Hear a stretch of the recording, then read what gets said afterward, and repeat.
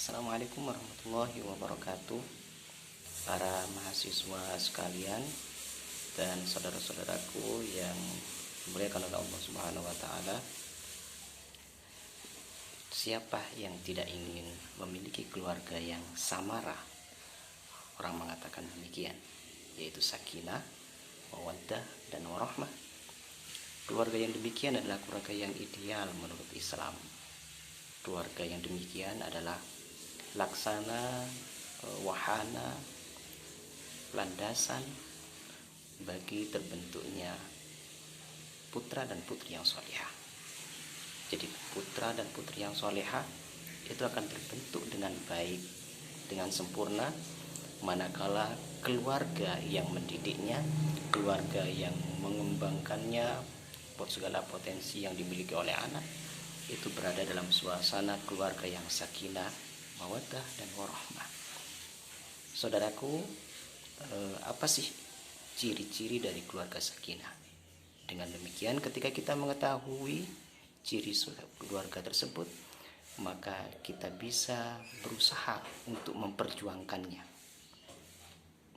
Yang pertama, ciri keluarga sakinah, mawaddah, warahmah menurut Dr. Kiai Haji Muhammad Tolha Hasan, beliau mengatakan yang pertama adalah agar pernikahan atau keluarga tersebut samara, maka yang pertama adalah harus dilandasi dengan pernikahan yang sah.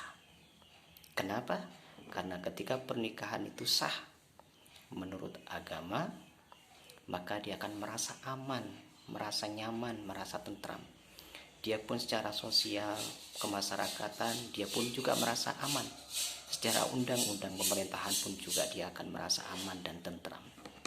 Kemudian yang kedua, keluarga samara itu akan terwujud manakala dilandasi oleh rasa kasih sayang, tidak ada rasa paksaan.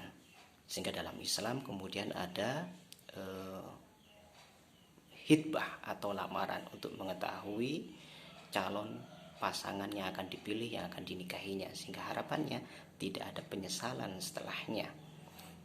Kemudian yang ketiga, ada muasyarah bil ma'ruf, yaitu kerjasama dan komunikasi yang baik dengan pasangan. Bisa berarti di sini adalah berkata dengan yang baik, secara mesra. Kemudian juga ada prinsip ta'awun, saling menolong antara suami istri.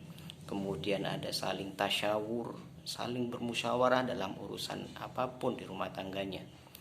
Kemudian ada prinsip ta'afuf, saling memaafkan, karena tidak ada pasangan itu yang sempurna, sehingga bisa jadi masing-masing punya kesalahan. Oleh karena itu, maka tidak harus saling memaafkan satu sama lain, sehingga kemudian rumah tangga itu akan menjadi tentram. Kemudian yang ketiga adalah adanya proses pendidikan dalam keluarga. Bisa mendidik adaknya, si suami juga mendidik istrinya, si ibu, si istri itu bisa mendidik anaknya, sehingga anak-anaknya menjadi anak yang soleh-solehah. Apalah artinya sebuah keluarga kalau tidak memiliki anak yang soleh dan solehah? Apakah tentram atau tidak? Pasti tidak tentram, pasti tidak akan sakinah. Dan itu dibutuhkan pendidikan di dalam keluarga itu. Kemudian hidup yang terkendali, dalam arti segala sesuatu ada ukuran. Apakah ini keinginan atau kebutuhan?